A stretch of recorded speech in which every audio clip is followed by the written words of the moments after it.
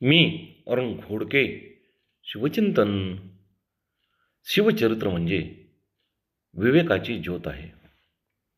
रणभूमीवरील पराक्रमा इतकेच अंतःकरणातील करुणेचे, न्यायाचे आणि स्वाभिमानाचे दर्शन शिवचरित्र घडवते. राजमाता जिजाऊसाहेबांनी शिवबावरती रामायण, महाभारत, संतवाणी आणि स्वराज्याची स्वप्ने यामधून त्यांच्या मनामध्ये कर्तव्य, शौर्य आणि धर्मनिष्ठा रुजवली.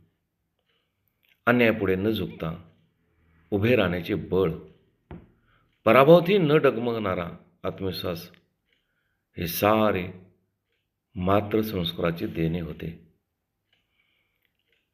शिवसंस्काराचा सर्वात उज्ज्वल किरण म्हणजे श्रद्धेला सन्मान होय.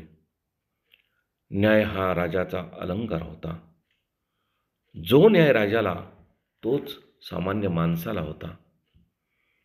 त्यामुळे मावळ्यांच्या हृदयात विश्वास जागृत झालेला होता. जन्मापेक्षा कर्तृत्वाला मान होता. मराठी भाषा, स्वदेश परंपरा, किल्ले, प्रशासन सर्वत्र शिवसुगंध दरवळत होता.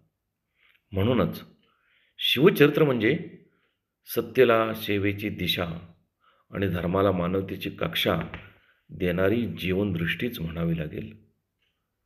शिवचरित्र केवळ इतिहासात बंदिस्त न राहता आजही आपल्या आचरणात जिवंत राहिले पाहिजे.